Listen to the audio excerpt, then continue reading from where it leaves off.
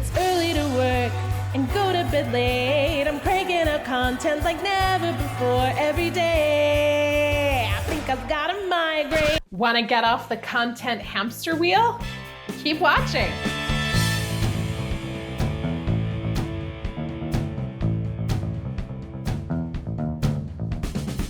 Welcome to Creative Freedom. In this week's dose of empowerment for creative entrepreneurs, I'm keeping my word. Last time I told you we'd dig into how to build a sustainable marketing strategy for your business, particularly your content. It begins with knowing your stories. So before we go any further, be sure to download your copy of the mini workbook inside the Rising Tide Learning Library that accompanies this episode. You don't need it to watch, but it'll certainly help you make faster progress. Burnout is a sad reality for most creative entrepreneurs. Too many folks have equated consistency with frequency, myself included. There was a time when I thought I had to create a new blog post, a new video, a newsletter, a podcast, and a bunch of live content every single week, and then social posts to promote that content every single week, or I would lose my audience. There were plenty of gurus, algorithms, and statistics telling me the best times to post online, what to post online, and where to post. Look, the algorithms don't care about you. They care about consumption. They want more eyeballs on their platforms for longer periods of time. And if you can do that, then yay for them. But that doesn't necessarily mean yay for you.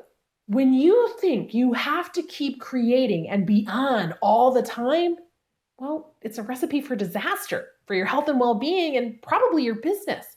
For most creatives I know, your business is an extension of you. It's not something you put on the shelf at 5 p.m. and pick back up in the morning. When there's an issue in your life, it probably impacts your business.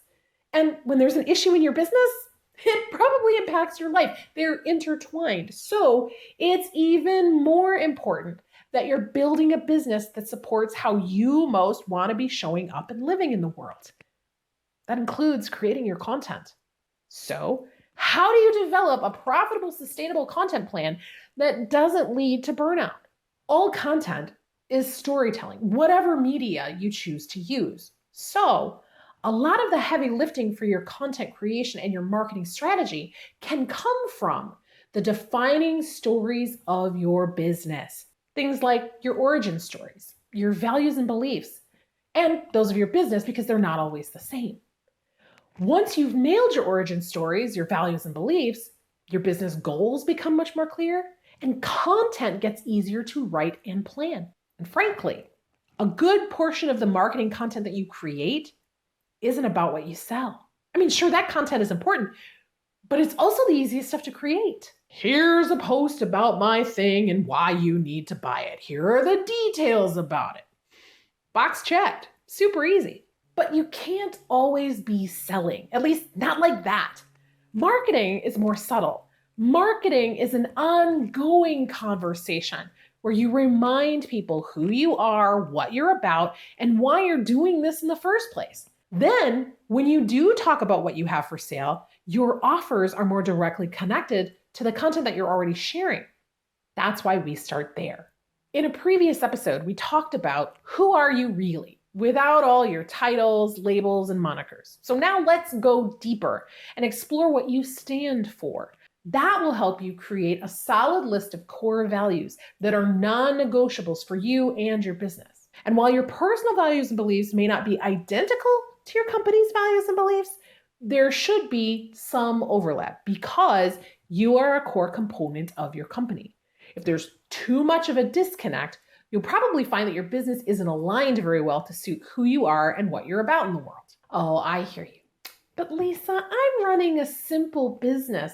Why would my little company need a list of core values?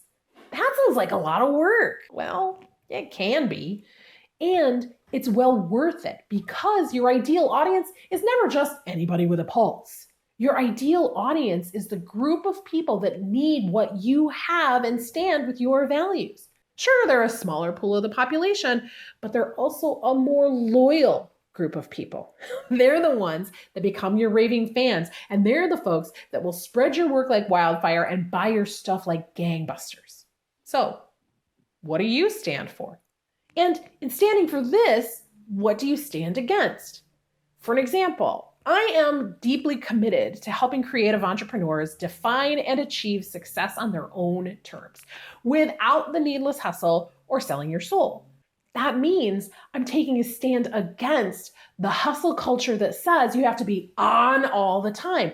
That doesn't work for me, nor for most of my clients. When you're building your content strategy, honor the boundaries of your core values and beliefs, and be willing to share some of your core values and beliefs as part of your content in your strategy. Once I started talking more about my beliefs and values, more of my right people just started showing up. It felt like magic, but it's not magic, it's marketing. And marketing can be genuine, honest, and easy when you're speaking your truth. Then look at your business story. This is the why of your business model, your origin stories. Why are you doing what you're doing instead of something else? Why are you doing it? Why should people care? What's the deeper why of the work that you're doing? For most creatives I know, their work comes out of something that's been calling to them, either a divine nudge or something they just can't not do. It fuels them, fills them, drives them, and it makes the world a better place in some way. The money comes as a result of your why. The why, or the purpose or cause behind your company, informs the kind of people who want to work with you. Your right people resonate with these kinds of stories. That means your marketing needs to touch on things like why you started this business, what got you to where you are now, why you keep doing this even when things get hard, and what your goals are, as well as your clients' potential goals and how you want the world to be changed by the work that you're doing. Through Creative Freedom, I try to inspire entrepreneurs to stop waiting to be discovered, to step into the spotlight of their life and their work and share their gifts with the world, because there are other people out there who need you in order to do their thing. That's how the rising tide lifts all ships, so to speak.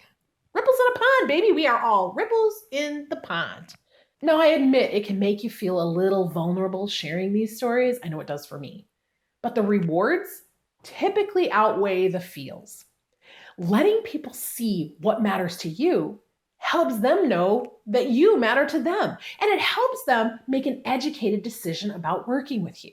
If you have learned nothing from the recent spate of influencers exposing their own fakery, harmful attitudes, and privilege, remember this: it's better to be honest and have true fans than it is to play to vanity metrics and trick a bunch of people into following you for the wrong reasons. The truth always comes out in the end, and if it hasn't yet, then it's not the end, my friend. Are you starting to see how this actually makes deciding on and creating your content marketing strategy a whole lot easier? It also helps you see which social media platforms are right for you and which ones aren't. For example, I have a good friend who is a TikTok and Instagram Reels fanatic. She practically hammered me to death with, "You should be doing Reels, OMG, you just gotta do it." TikTok and Reels are great for her business model, but with a minor exception, it's not my jam. The constant content creation is not my idea of fun. It feels too much like hustle. But what does work for me is to post clips of our music videos and our show episodes on Reels. See, we only just added IGTV to our video promotion this season. I've been on Instagram for a couple of years now, and I'm only just now getting to IGTV. Yeah, I know. People are telling me I'm late to the party. Well, I'm here now. So, one extra step to add a clip to Reels feels much more doable for us right now, but not developing a whole new strategy just for Reels on Instagram. No, that's too much right now. And it's out of alignment with my definition of success. And my colleague is absolutely right. Reels have done a lot to improve our viewership on Instagram. And maybe we'd get a lot more views if we shared a lot more Reels, and maybe not. Right now, we're doing what makes sense for us. We'll evaluate it again once we're a few more episodes into the season, but we're not just jumping in because it works for somebody else. We're testing it in a way that works for us. The same holds true for you. You've got to give yourself time and space to test and experiment, because what works great for one person may not work as well for you. We'll talk more about that in our next episode. But your stories, regardless of the platform that you're on, need to be reiterated time and again. People need to hear it more than once, especially when you're not in sales mode. You want to become known for your values and beliefs as much, if not more than, the products and services that you offer. The stuff you sell will change over time, but your origin stories, your core beliefs and values, those are timeless messages that build trust and create resonance for a lifetime. It's easier for your audience to think of you when they're suddenly in the market for that thing that you do, because they've been relating to the values and stories that you've been telling all along through your content. You're already there. Building something sustainable means you get out of the hustle and into the freedom you crave. And that's business talk for, as you're creating your content, choose 1 or 2 content outposts and stick to that until you've realized their full potential, or until you get a clear sign that it's time to switch gears, either because the ROR isn't there or their values just don't align with yours. You don't have to be everywhere, but you do have to be somewhere, preferably using a form of content where new people can find you. Above all, though, you need to find the groove that works for you. People care less about getting a daily or weekly fix of your stuff, and more about knowing that the stuff that they are getting is relevant and timely for them.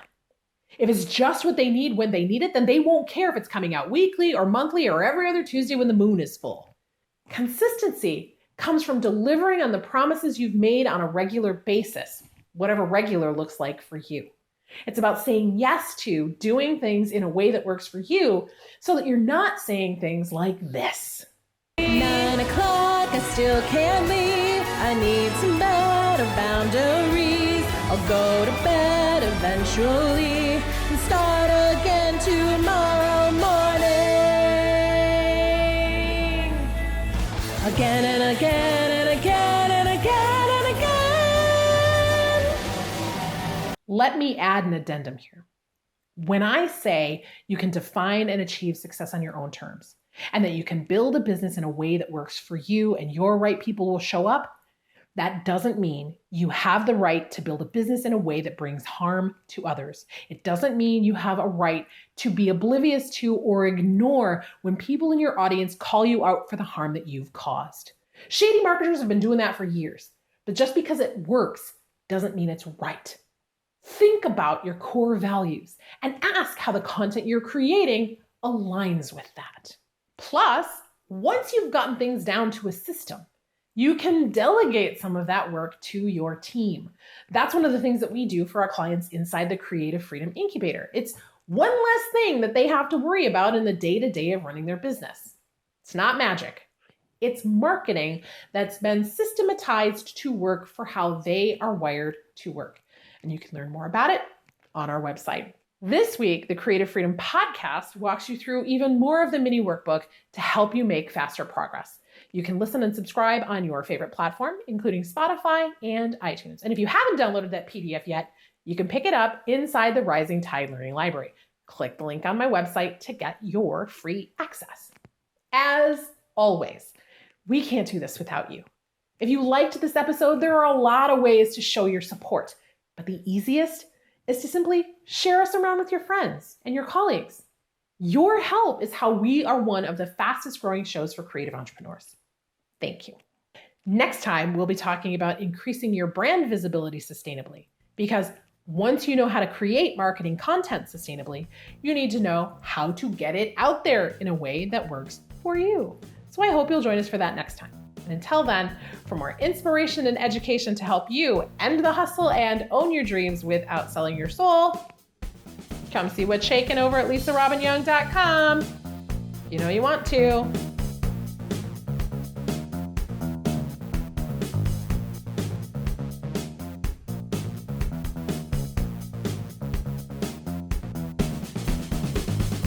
People are trying to call me. People be like, hey, you just gotta do it. It's something. Woo!